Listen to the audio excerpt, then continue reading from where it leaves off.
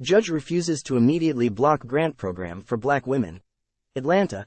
A federal judge in Atlanta ruled Tuesday that a venture capital firm can continue offering a grant program only to black women entrepreneurs, saying a lawsuit arguing it illegally excluded other races was not likely to succeed.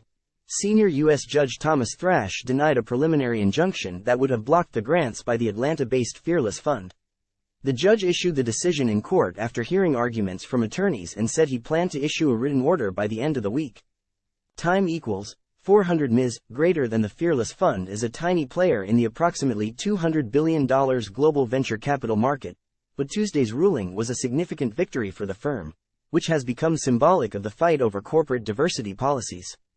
The lawsuit against it could be a test case, as the battle over considerations on race shifts to the workplace following the U.S. Supreme Court's June ruling ending affirmative action in college admissions. The injunction was sought by the American Alliance for Equal Rights, a nonprofit founded by anti-affirmative action activist Edward Bloom, the man behind the admissions cases the Supreme Court ruled on in June. Bloom said he plans to appeal the decision. Our nation's civil rights laws do not permit racial distinctions because some groups are overrepresented in various endeavors, while others are underrepresented, he said in a statement. The Reverend Al Sharpton speaks outside the Richard B. Russell Federal Courthouse in Atlanta, on Tuesday, September 26, 2023.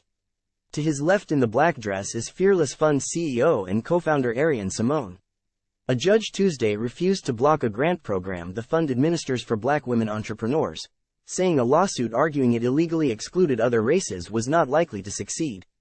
AP photo, Curlin Campbell. Time equals 400 Ms. Greater than the fund's founders rallied with the Reverend Al Sharpton outside the courthouse after the decision. We will continue to run the nation's first venture capital fund that is built by women of color for women of color, Fearless Fund CEO and co-founder Arian Simone told a crowd of supporters. Time equals 400 Ms. Greater than the alliance argues in a lawsuit that the fund's Fearless Strivers grant contest, which awards $20,000 to black women who run businesses, violates a section of the Civil Rights Act of 1866 prohibiting racial discrimination in contracts. It says it has members who are being excluded from the program because of their race and said it's entitled to relief. Time equals 400 Ms. Greater than Thrash said the grants were charitable donations, intended in part to send the message that black women business owners have suffered discrimination.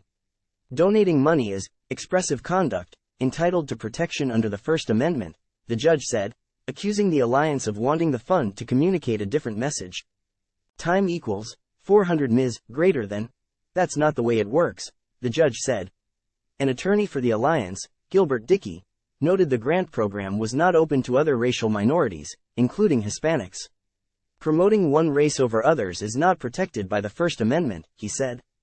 Time equals 400 Ms. Greater than.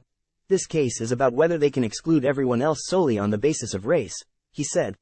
The venture capital firm was established to address barriers that exist in venture capital funding for businesses led by women of color. Less than 1% of venture capital funding goes to businesses owned by black and Hispanic women, according to the nonprofit advocacy group Digital Undivided.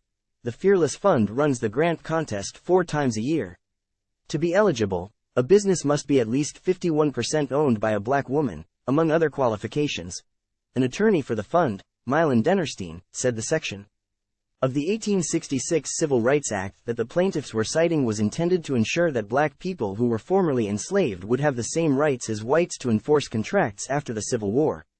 The plaintiff is attempting to turn this seminal civil rights law on its head, she said.